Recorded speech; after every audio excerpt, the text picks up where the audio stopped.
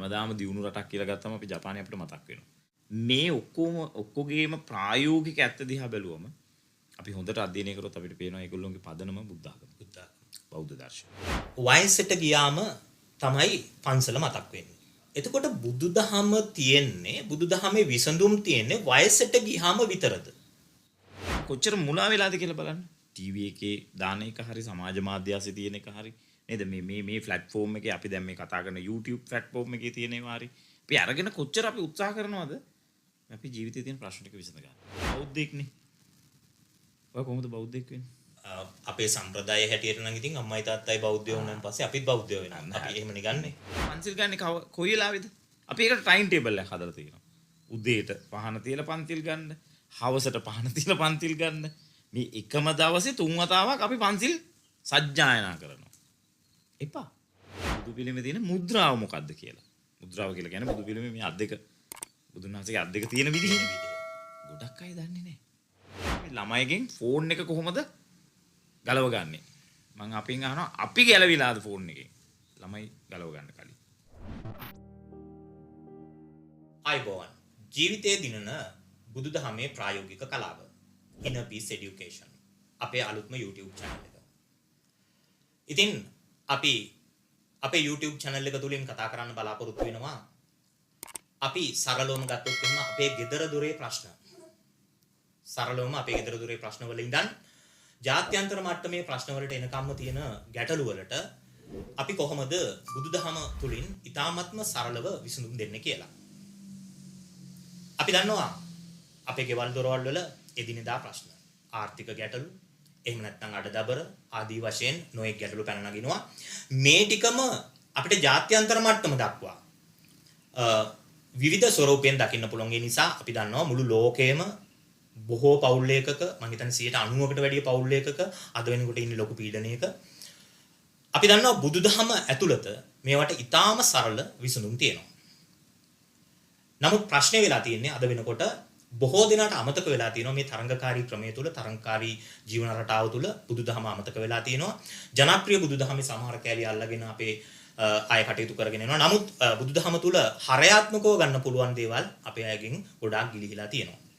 ඉතින් මේ පිළිබඳව කතා කරන්න අද මගෙත් එක්ක එකතු වෙනවා අපේ ප්‍රවීණ දේශකවරයෙක් වන සංජය බණ්ඩාර සහෝදරයා. මම මෙතනින් ඉදිරියට අපේ සාකච්ඡාව මෙහෙවගෙන යෑමේ පහසුව සඳහා සංජය මල්ලි කියලා කතා කරනවා. අයිබෝන් කියලා පිළිගන්නවා සංජය මල්ලි. අයිබෝන් ඒත් එක්කම ඔබ සියලු දෙනාටත් අයිබෝන්. Inner Peace YouTube නාලිකාවේ මංගල වැඩසටහනට අපි අද මේ එකතු වෙන්නේ. ඉතින් අපේ බඳුකයිය කිව්වා වගේ Inner Peace කියලා කියන්නේ ඔයාගේ මගේ ගෙදර තියෙන ප්‍රශ්න ටික, ඔයාගේ මගේ ගමේ තියෙන ප්‍රශ්න ටික, ඔයාගේ මගේ රටේ තියෙන ප්‍රශ්න ටික, මේ ලෝකේ තියෙන ප්‍රශ්න ටික අපි විසඳන්න බඳුකයිය මං හිතන්නේ හැම විෂයකින්ම මිනිස්සු උත්සාහ කරමින් ඉන්නවා. ඒක විද්‍යාවෙන් කරන්න හදනවා, භෞතික විද්‍යාවෙන් කරන්න හදනවා, ගණිතමය සංකල්ප වලින් කරන්න හදනවා, ආර්ථික විද්‍යාවෙන් කරන්න හදනවා. මේ හැම දෙයකින්ම කරන්න හැදුවත් ප්‍රශ්න එන්න වැඩි වෙලා මිස අඩු වෙලා නැති බව තමයි අපිට පේන්න තියෙන්නේ. ඉතින් අපි කල්පනා කරා Inner Peace Education කියලා YouTube channel එකක් පටන් අරන් මමත් බඳුක අයියත් අපි දෙන්න එකතු වෙලා මේ Inner Peace Education channel එක ඇතුලේ අපිට මේ ප්‍රශ්න ඔක්කොටම ඇත්ත විසඳුම් දීපු කෙනෙක් ඉන්නවා. ඒ විසඳුම් ටික අපි ඉස්සරහා මෙහෙම නලිය තියෙනවා. අපි හැබැයි ඒක අල්ලගෙන අපේ ජීවිතයට අදාළ කරගත්තේ නැති පොඩි ගැටලුවක් මම හිතන්නේ අපි හැමෝටම තියෙනවා. අපේ සමාජයේ තියෙනවා. අපි ගත්තොත් එහෙම ලෝකෙ දියුණු රටවල්. අපි ගත්තොත් ජපානය. අපි හැමදාම දියුණු රටක් කියලා ගත්තම අපි ජපානය අපිට මතක් වෙනවා. ජපානයේ එච්චර ඩිසිප්ලින් හැදිලා තියෙන්නේ කොහොමද? චීනේ. මේ ඔක්කොගේම ප්‍රායෝගික ඇත්ත දිහා බැලුවම අපි හොඳට අධ්‍යයනය කරොත් අපිට පේනවා ඒගොල්ලෝගේ පදනම බුද්ධ ආගම. බෞද්ධ දර්ශනය. මේ ජපානයේ මිනිස්සුන්ගේ තියෙන නිහතමානීකම ඇවිල්ලා තියෙන්නේ බුදුදහම ඇතුළේ තියෙන කාරණාත් එක්ක.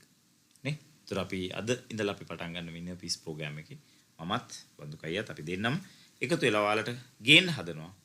ප්‍රායෝගිකව කොහොමද ඔයාගේ දැනට ඔයා දැවෙන ප්‍රශ්න විසඳගන්නේ? ඒකට අපි මාධ්‍ය කරගන්නේ බෞද්ධ දර්ශනය, බුදුදහම. ඒක මේ නිවන් දකින්න මඟ පෙන්නන ගිහි බණක් එහෙම නෙවෙයි. වැරදිට තේරුම් ගන්න අවශ්‍ය නැහැ. අපි ප්‍රැක්ටිකල් මේ අපි දෙන්නගේ ප්‍රශ්නේම විසඳිලා ආවිල්ලා අපි මේක කරනව නෙවෙයි. අපේ ප්‍රශ්නත් විසඳ ගන්න. අපේ ප්‍රශ්න අතිශත ගන්න අපිට කොහොමද මේක ප්‍රායෝගිකව පාවිච්චි කරන්න පුළුවන් වෙන්නේ කියලා මම හිතන්නේ අපි කතා කරන්න බලාපොරොත්තු වෙන්නේ. බොහොම ස්තුතියි සංජය මල්ලි. හොඳයි. එහෙනම් අපි මෙහෙම ආරම්භ කරමු. දැන් අපි බුදුදහම පාවිච්චි කරන්නේ සංජය මල්ලි මෙන්න මේ වගේ සංකල්පයක් තුල ඉඳගෙන. ඒ කියන්නේ දැන් ගොඩක් වෙලාවට අපි දකිනවා වයසට ගියාම තමයි පන්සල මතක් වෙන්නේ. වයසට ගියාට පස්සේ පන්සලට යනවා, සිල් ගන්නවා, බෝධි පූජා තියනවා, මේ වගේ බණ අහනවා, මේ වගේ කාර්යයක් තමයි අපි අතින් වෙන්නේ. ඔව්. එතකොට බුදුදහම තියෙන්නේ, බුදුදහමේ විසඳුම් තියෙන්නේ වයසට ගියාම විතරද? ඒක හොඳ අදහසක්. හැබැයි අපි මෙහෙම ඔක ගන්න ඕන. වයසට ගියාම පන්සල් යන එක වැරදි කියලා එහෙම නෙවෙයි අපි මේ කියන්නේ. ඒක වැරදිට තේරුම් ගන්න අවශ්‍ය නැහැ. මොකද අපේ ප්‍රේක්ෂකයෝ හැම වයස් කාණ්ඩයකම ඉන්න පුළුවන්. බුදුරජාණන් වහන්සේත් එහෙම කොහෙවත් කියලා නැහැ. ඔකට හොඳ කතාවක් තියෙනවා මේ බඳුකය මේ. දැන් ඉන්දියාවේ බුදුහාමුදුරු පහළ වෙනකොට තිබුණා මේ ආශ්‍රම ධර්ම කියලා සංකල්පයක්. දැන් අද ඔය අපි වයසට ගිහිල්ලා පන්සල් යන එකට ගැලපෙන කතාවක් මම මේ ගන්න. ඒ ආශ්‍රම ධර්ම සංකල්පෙදි කියන්නේ පොඩි කාලේ ඉගෙන ගන්න, තරුණ වයසේ කසාද බැඳලා ළමයි හදන්න, ළමයි ලොකු මහත් වුණාම උන්ට දේපල ටික පවර්ලා දීලා වයසට ගිහිල්ලා ආගමික කටයුතු කරන්න කියන එක තමයි සරලව ඔය ආශ්‍රම ධර්ම ඇතුළේ කියන්නේ. දැන් අද අපි කරන්නේ ඒකනේ. එතකොට ඒ වගේ සංකල්පයක් ඉන්දියාව තුල ඒ අවදියේ මුල් බැහැ ගන්න මොකක් හරි හේතුවක් තිබුණාද? සමාජමය හේතුවක් හේතු උනේ මේ අද තියෙන ප්‍රශ්න ටිකම ඒ බුදුහාමුදුරුවෝ පහළ වෙනකොට ඉන්දියාවේ තිබුණා. බුදු කෙනෙක් පහළ වෙන්නේ ඒ ප්‍රශ්න ගොඩ ඇතුළෙම තමයි. දැන් බුදු කෙනෙක් පහළ වෙන්නේ නෑ ප්‍රශ්න නැති සමාජයක් අස්සේ. විසඳුන්නේ අපි හොයන්නේ. අනිවාර්යයෙන්. නේ? දැන් අර අපි අහලා තියෙන බුදුරජාණන් වහන්සේ තුසිත දිව්‍ය ලෝකෙදී මේ දෙවියන්ගේ ආරාධනාවත් එක්ක පස්මහ බැලුම් බැලුවා කියලා. කාලේ දීපේ දේශේ කුලේමව. ඒතර මේ දේශේ බලලා නෙන්නේ. ඒතර මේ දේශේ ඇතුලේ එතකොට තව තිබ්බා ඕන තරම් දේශ. ඕන චීන පැත්තේ ගිහිල්ලා ඉපදෙන්න තිබ්බනේ. වෙන්නත් තිබුණා. නේ හැබැයි චීන පැත්තේ හොඳ ශිෂ්ටාචාරයක් තිබුණා ඒ වෙනකොට. චීනේ ශිෂ්ටාචාරය තිබ්බා, ග්‍රීකයේ හොඳ ශිෂ්ටාචාරයක් තිබ්බා. නමුත් ආධ්‍යාත්මික පැත්තට නැඹුරු වෙලා තිබ්බ ඉන්දියාව. එතකොට දැන් අපේ සමාජයේ ඇස්සේ අපේ වැඩිහිටියන්ට තියෙන ප්‍රශ්න ටික විසඳ ගන්න ඒගොල්ලෝ පන්සල් යන එක වරදක් නෙවෙයි. හැබැයි ඒගොල්ලෝ පන්සල් ගියා කියලා අපේ සමාජය තුළ තියෙන ප්‍රශ්න ටික විසඳිලා නැහැනේ. නේ? ඒතර අර බමුණන්ගේ ආශ්‍රම ධර්ම වගේ වයසට ගිහිල්ලා පන්සල් යන සංකල්පේ නෙවෙයි අපි ගේන්න ඕන. මේකට වයසක් අදාළ වෙන්නේ නැහැ. මේක ප්‍රතිපත්තියක් තියෙනවා. බුදුරජාණන් වහන්සේ දේශනා කරෙත් මේක ප්‍රතිපත්තියට තමයි යන්න ඕන. එතකොට අපේ ගෙවල් ඇස්සේ තියෙන දැන් අද බලන්න අපේ ගෙයක් ඇස්සේ සැකය. තරංගකාරීත්වය. සමහරක් විට දරුවෝ අතර පව මේ තරංගකාරීත්වය තියෙනවා. සමහරක් විට හස්බන්ඩ්ට වඩා වයිෆ්ට වඩා හස්බන්ඩ් නේ? අපි දන්නේම නැතුව තරංගකාරීත්වය. අනිත් එක මුලාව. අපි කොච්චර මුලා වෙලාද කියලා බලන්න. ටීවී එකේ දාන එක හරි සමාජ මාධ්‍ය ඇස්සේ තියෙන එක හරි නේද? මේ ප්ලැට්ෆෝම් එකේ අපි දැන් මේ කතා කරන YouTube ප්ලැට්ෆෝම් එකේ තියෙන ඒවා හරි අපි අරගෙන කොච්චර අපි උත්සාහ කරනවද අපි ජීවිතේ තියෙන ප්‍රශ්න ටික විසඳ ගන්න. නේ? හැබැයි ඉතින් අන්තිමට අපි ගිහිල්ලා බැලුවම බැරිම තැන අපි වයසට ගිහිල්ලා නාකි වෙලා කුණ්ඩි දීලා ඇවිද ගන්න අමාරු කාලෙක පන්සලට ගිහලා සිල් අරන්වත් අඩුව මේක හරියයිද කියලා බලන්න උත්සාහ කරනවා. ඒක කරන්න ඕන. හැබැයි මං කියන්නේ ඒක කරන්න ඕන වයසට ගිහිල්ලා නෙවෙයි. ඔව් සංජය සර්. අපි මෙහෙම ওই මාතෘකාවට තව ටිකක් අලුත් ප්‍රවේශයක් ගත්තොත් එහෙම. දැන් වයසට ගිහිල්ලත් නෙමෙයි නම් මේක පටන් ගන්න ඕනේ. ඒ කියන්නේ බුදුදහම අපේ ජීවිතයට ලං කරගන්න කොතනින් හරි ආරම්භයක් තියෙන්න ඕන. සංජය සර් මට පැහැදිලි කරලා දෙන්න, අපේ ප්‍රේක්ෂකයින්ට පැහැදිලි කරලා දෙන්න. අපි ඕනම වයසක, ඒ කියන්නේ සාමාන්‍යයෙන් අපිට දැනුම් තේරුම් තියෙන වයසක කෙනෙක් බුදුදහම ආශ්‍රයෙන් තමන්ගේ ජීවිතය සකස් කරගන්න ගත යුතු සරලම ප්‍රවේශයන් ටික මොනවද කියලා පැහැදිලි කරලා දෙන්නකෝ. ඇත්තටම ගත්තොත් සරලම කාරණේ තමයි දැන් බන්දුක සර් නැත්නම් බන්දු අයියා මේ ඔයා බෞද්ධෙක්නේ. ඔයා කොහොමද බෞද්ධෙක් වෙන්නේ? ඔව්. දැන් අපේ සම්ප්‍රදාය හැටියට නම් ඉතින් අම්මයි තාත්තයි බෞද්ධයෝ වුණාන් පස්සේ අපිත් බෞද්ධයෝ වෙනවා. අපි එහෙමනේ ගන්නෙ. එතකොට මම බෞද්ධෙක්. මම බෞද්ධෙක් වෙන්නේ කොහොමද කියලා ඇහුවම අපි කියන්නේ උපැන්න සාතිකයට බෞද්ධ. අඟුලිමාල බෞද්ධද? අනිවාර්යෙන් නැහැ. නේ? අඟුලිමාල බෞද්ධෙක් නෙවෙයිනේ. හැබැයි යා රහතන් වහන්සේ නමක් වෙනවා. අපේ ගෙවල් වල දරුවෝ ඉන්නවා නම් අපේ බිරිඳට දවසේ දානේ 7 මාසෙ වෙනකොට නේද? අඟුලිමාල පිරිත කියනවා. පිරිත කියනවා. මම කියන්නේ ප්‍රවේශ වෙන්න අර ඉස්කෝලේ ගිහිල්ලා අකුරු ඉගෙන ගන්නවා වගේ වයසක් කාලයක් ක්‍රමයක් නැහැ. ඔබට අපි සරලව ගත්තොත් ඔබ සත්තු නොමර ඉන්න එක බෞද්ධ ප්‍රතිපදාවනේ. නේ? පන්සිල් ගන්න එක බෞද්ධ ප්‍රතිපදාව. හැබැයි ඔබ පන්සිල් ගන්නේ කොයි වෙලාවෙද? අපි ඒකට ටයිම් ටේබල් එකක් හදලා තියෙනවා. උදේට පහන තියලා පන්තිල් ගන්න, හවසට පහන තියලා පන්තිල් ගන්න. මේ එකම දවසේ 3 වතාවක් අපි පන්සිල් සජ්ජායනා කරනවා. එපා. පන්සිල් කටින් නොකියවට කමන්නේ. ඔය සත්තු මරන්න නැතුව ඉන්නකෝ. එහෙනම් මේකට වයසක් නැහැ. අපි පොඩි දරුවට පුතේ සත්තු මරන්න එපා කියන තැනත් බෞද්ධ ප්‍රතිපදාව තමයි තියෙන්නේ. මම හිතන්නේ ආදරණීය ප්‍රේක්ෂකයනි සංජය මල්ලි නැත්නම් අපේ සංජය සර් මෙතන අවධාරණය කරන්නේ අපි න්‍යායයන් එහෙම නැත්නම් අපි ඉංග්‍රීසියෙන් කිව්වොත් තියරිස් ගොඩාක් තිබ්බට වැඩක් නැහැ. අපි ක්‍රියාවෙන් බෞද්ධ වෙන්න ඕනේ කියන එක. මම හිතන්නේ සංජය සර් තවදුරටත් පැහැදිලි කරයි. අපි අද ගොඩාක් දියුණුයි කියලා හිතන රටවල් දැන් ලෝකයේ සතුටු දර්ශකයේ ඉහළින්ම ඉන්න රට විදිහට ගත්තොත් ෆින්ලන්තය ඒ වගේම ඒ ආශ්‍රිත අනිත් රටවල් අපි ගත්තොත් ස්විට්සර්ලන්තය නෙදර්ලන්තය වගේ රටවල් ඒ වගේම කැනඩාව වගේ රටවල් එංගලන්තය එහෙම නැත්නම් ඕස්ට්‍රේලියාව ජපානය චීනය වගේ රටවල් අපි ආස රටවල් යන්න අපි ගොඩක් ආසයි ඒ රටවල් වලට යන්න. ඇයි ඒගොල්ලන්ගේ හොඳ ජීවන මට්ටමක් තියෙන නිසා. මම හිතනවා සංජය මල්ලි ඒ රටවල් වල බුදුදහම ඒගොල්ලෝ ප්‍රායෝගිකව ක්‍රියාත්මක කරනවා කියලා. ඔව් ඒගොල්ලෝ බෞද්ධ නොවෙන්න පුළුවන්. හැබැයි බුදුරජාණන් වහන්සේ දේශනා කරලා තියෙන සරල කාරණේ මොකද්ද? අපි මොනවා හරි කරොත් ඊට සමාන ප්‍රතිඵලයක් අපිට ලැබෙනවා. හේතුඵල දහම. චතුරාර්ය සත්‍යය හරි පටිච්ච සමුප්පාදේ හරි තියෙන ওই ටිකනේ. බුදුදහම ඇවිල්ලා හේතුඵලවාදී ධර්ම. අපි මොනවා හරි කරොත් ඊට සමාන ප්‍රතිඵලයක් තියෙනවා. මම හිතන්නේ නිව්ටන්ගේ නියමය හරි මොකක් හරිත් ඒකමනේ නේ. නිව්ටන්ගේ 3 වෙනි නියමය. ඔව් එහෙම තමයි කියන්නේ නේ. යම් කිසි ක්‍රියාවකට ඊට සමාන වූද ප්‍රතිවිරුද්ධ වූද ප්‍රතික්‍රියාවක් ඇත කියලා තමයි නිව්ටන්ගේ 3 වෙනි නියමයේදී භෞතික විද්‍යාවේදී කියවෙන්නේ. බුදුහාමුදුරුවෝ දේශනා කරේත් මොනවා හරි කරොත් ඒකේ ප්‍රතිඵල තියෙනවා. ඒකට ඒ රටවල් මොනවද කරලා තියෙන්නේ? ඒ රටවල් ක්‍රියාවක් කර්මයක් කරලා තියෙනවා. ක්‍රියාවක් දාලා තියෙනවා. ප්‍රතිපත්තියක් හදලා තියෙනවා. ඒක ඇක්ෂන් එකක් බවට පත් කරලා තියෙනවා. ඒකේ මොකක් කර ප්‍රතිඵලයක් ඇවිල්ලා තියෙනවා. ඒ රටේ කොළ කෑලි බිම දාන්න බැරි නම්, කෙල ගහන්න බැරි නම් අන්න ඒක අපේ සීකියාවල තියෙනවා. බුදුහාමුදුරුවෝ සීකියාවල සීකියා 75ක් දේශනා කරලා ඒකේ කියලා තියෙනවා ජලයට කෙල ගසන්න එපා. දැන් උක දහම් පාසලේ උගන්වනවා, බුද්ධ ආගම පොතේ උගන්වනවා, දැන් BCA වල වගේ BC කරොත් ඒකේ උගන්වනවා, ධර්මාචාර්ය විභාගෙදී උගන්වනවා. හැබැයි අපි හැම බස් වලට එකම ගහලා තියෙනවා මෙහි කෙල ගසන්න එපා. අපි හැම බස් එකම ගහලා තියෙනවා මෙහි කුණු දමන්න එපා. නේ අපි හැමදාම දරුවන්ට ගෙදර කෑ ගහනවා මෙතන මේවා දාන්න එපා කියලා. ඉතින් අපි වචනෙට බුද්ධ ආගම හොඳටම අරන් තියෙන જાතියක්. මගේ පුද්ගලික අදහස. නිකන් ඔබට ප්‍රතිවිරුද්ධ අදහස් තියෙන්න පුළුවන්, ඔබ එකඟ වෙන්න පුළුවන්. අපි ආසයි ඔය කමෙන්ට් සෙක්ෂන් එකේ ඒවා දාන්න. අපි ඔය කියවනවා, අපි ඔය බලනවා. නේද? මම හිතන්නේ බන්දුකෝය දැන් අර ඒගොල්ලෝ සතුරු දර්ශකයේ උඩ ඉන්නේ. ඒගොල්ලෝ බුද්ධ ආගම කියලා දැනගෙන හෝ නොදැන බුද්ධ ආගමේ තියෙනවද නැද්ද කියලා ඒගොල්ලෝ නදාලා නැතුව ඇති. නමුත් ඒගොල්ලෝ බලලා තියෙනවා මිනිහෙක් සතුටින් ඉන්න නම් මොනවද තියෙන්න ඕනේ. මොනවද මිනිහෙක් සතුටින් ඉන්න තියෙන්න ඕනේ. ක්ලීන් එන්වයරන්මන්ට් එකක් තියෙන්න ඕනේ. පිරිසිදු පරිසරයක් තියෙන්න. අපි ගෙදර එක හදලාද බලන්න. හොඳට බලන්න. දැන් මම ක්ලාස් එකේ ළමයිගෙන් අහුව දැන් වෙසක් තිබුණනේ. වෙසක් එක්කනේ මේක එන්නේ දැන්. වෙසක් එක්කනේ මේ. පොසොන් නැසල නිකිනි බිනර එල්ලින් එනවනේ. එතකොට දැන් අපි හැමදාම බුදු පහන තියෙනවනේ. දැන් අද මම ඇහුවා මේ ගෙදර බුදු පිළිමේ ආසනය මොකද්ද? ගෙදර බුදු පිළිමේ තියෙන මුද්‍රාව මොකද්ද කියලා. මුද්‍රාව කියලා කියන්නේ බුදු පිළිමේ මේ අත් දෙක බුදුන් වහන්සේගේ අත් දෙක තියෙන විදිහනේ. ගොඩක් අය දන්නේ නැහැ. ගොඩක් අය දන්නේ. ඒතර අපි 100 කොහෙද තියෙන්නේ? හැබැයි ওই බුදු පහනට කොච්චර අපි මල් පහන් පූජා කරලා ඇද්ද? නේ?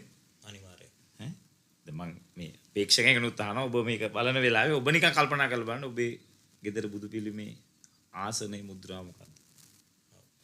සංජය සර් ඔය ගෙදරකට මාත් ටිකක් එකතු කරන්න කැමතියි. මීට අවුරුදු 3කට විතර කලින් මගේ ලොකු පුතාගේ පාසලේ තිබුණා දෙමාපිය රැස්වීම. මේ දෙමාපිය රැස්වීම තියෙන වෙලාවේ අදාළ පාසලේ විදුහල්පතිවරයා මේ ළමයෙකුට කියලා තියෙනවා කොණ්ඩේ කපාගෙන යන්න කියලා. එතකොට මේ ළමයා අහලා තිබුණා සර් මගේ කොණ්ඩේ කැපීම විනයත් එක්ක කොහොමද සම්බන්ධ වෙන්නේ කියලා. ඉතින් අපි ඊට පස්සේ අදාළ විදුහල්පතිවරයා කියලා තිබුණා පුතේ කොණ්ඩේ විනය අතර සම්බන්ධයක් නැහැ. පුතේ මේක බලපාන්නේ අපේ පිළිවෙලට කියලා. අපේ පාසලේ යම් විනයක් තියෙනවා පිළිවෙලක් තියෙනවා ඒකත් එක්ක සම්බන්ධ වෙන ප්‍රශ්නයක් නිසා කෝක විනය ප්‍රශ්නයක් නෙමෙයි කියන එක තමයි පැහැදිලි කරේ. මට ඒකත් එක්ක ආපු ප්‍රශ්නයක් තියෙනවා. ඒ තමයි දැන් අපි මෙහෙම හිතුවොත් දැන් මේ දේවල් ඒ කියන්නේ අපි දැන් මේ කතා කරන දේවල් ඒ කියන්නේ මිනිස්සුන්ට මේ බුදුදහම ප්‍රායෝගිකව වටහා ගන්න නම් අපිට විධිමත් වැඩපිළිවෙලක් අවශ්‍යම වෙනවා. සංජය මල්ලි. දැන් අපි මෙහෙම ගත්තොත් එහෙම දැන් මම ප්‍රායෝගිකව මගේ අත්දැකීමක් මේ විදිහට කියන්න. දැන් මගේ දරුවෝ 3 දෙනෙක් ඉන්නවා. පුතාලා දෙන්නයි දුවයි. එයාලා කවදාවත්ම එයාලට අරන් දෙන ටොෆී හරි චොක්ලට් හරි ඒ වගේ දවටන එහෙම නැත්නම් වෙනත් අයිස්ක්‍රීම් එකක් කෑවොත් එහෙම ඒ දවටන කවදාවත් ඒගොල්ල බිම දාන්නේ නැහැ. ඒ ආසන්නයේ ඩස්බින් එකක් තිබුණොත් ඒ ඩස්බින් එකට දානවා. එහෙමත් නැත්නම් ඒගොල්ල ඒක සාක්කුවේ හරි බෑග් එකේ පොකට් එකේ හරි දාගෙන ඇවිල්ලා ගෙදෙට්ට ඇවිල්ලා තමයි බැහැර කරන්නේ. දැන් ඒතකොට ඒ විනය කරුණ මම ආදර්ශයෙන් පෙන්නපු දෙයක් මම කවදාවත් එයාලට කිව්වේ නැහැ මේක මෙහෙම කරන්න කියලා. එයාලා මම කරන දේ බලාගෙන ඉඳලා තමයි කරේ. ඔව්. මම හිතන්නේ ඔබතුමාට තවත් මේ ගැන කියන්න පුළුවන්. ඒක තමයි යථාවාදී තථාකාරී තථාවාදී යථාකාරී කියන දේ කරන දේ කියන. අපි බුදුහාමුදුරුවෝ අපි ඇවිල්ලා දැන් අපි බෞද්ධ දර්ශනේ ප්‍රායෝගිකව මම මේ කතා කරන්නේ ගැඹුරු අභිධර්ම කරුණාවක්. එහෙම නැත්නම් අපි මේ channel එකේ සාකච්ඡා කරන්නේ මේ සතිපට්ඨාන සූත්‍රය වගේ ඒවා මේ ගැඹුරු දර්ශනයක් නෙවෙයි. නමුත් අපි මේවා ගැන කතා නොකර ඉන්න නිසා සමාජගත වෙලා නැති ප්‍රශ්නයක් තියෙනවා. අපි ගෙවල් ඇස්සේ මේක සංවාදයට ආවොත් මම හිතන්නේ අපේ දරුවෝ මේක බලයි. මොකද ඒගොල්ලෝ YouTube බලනවානේ පොත් කියනකොට වඩා. අනිවාර්යයෙන්. නේ? අනිවාර්යයෙන්. නේද? දැන් අපි දැන් අපේ ගෙදර පරිසරයේ මේක හදාගන්න ඕන නම් අපි මේ දැන් ළමයා ෆෝන් එක නම් බලන්නේ. අන්න අපේ ප්‍රේක්ෂකයන්ට පුළුවන් ඔබේ දරුවට සංවාදේ පොඩ්ඩක් බලන්නකෝ පුතා කියලා නේද? දාලා දෙන්න. අය අහපු එක දැන් ආදර්ශය තමයි අංක 1. බුදුරජාණන් වහන්සේ කවදාවත් බුදු වෙන්න කලින් බණ කියන්නේ කියේ නෑ. ඒ උන්වහන්සේ කියන්නේ රාජකුමාරයෙක්. සක්විති රජකම දවස් 7න් ලැබෙන්න තිබ්බ ගිහි කුමාරයෙක්. එයාට ඕන නම් මිනිස්සු ඔක්කොම එකතු කරලා එයා දන්න දෙයක් කියන්න තිබුණා. අවබෝධ කරගන්න නැතුව දේශනා කරන්න හොඳ නැහැ. ඒ වගේම ආදර්ශ කරන්න නැතුව අවවාද දෙන්න යන්න හොඳ නැහැ. දැන් ඕක හොඳටම තියෙන එකක් තමයි මේ ෆෝන් එක. අපේ ළමයිගෙන් අපේ දෙමව්පියන් තියෙන ලොකු ප්‍රශ්නයක් තමයි මේ ළමයිගෙන් ෆෝන් එක කොහොමද ගලවගන්නේ. මම අපින් අහනවා අපි ගැලවිලාද ෆෝන් එකෙන්. ළමයි ගලව ගන්න කලින්. මේ ඉන්න දෙමව්පියෝ ගැලවිලාද ෆෝන් එකෙන්.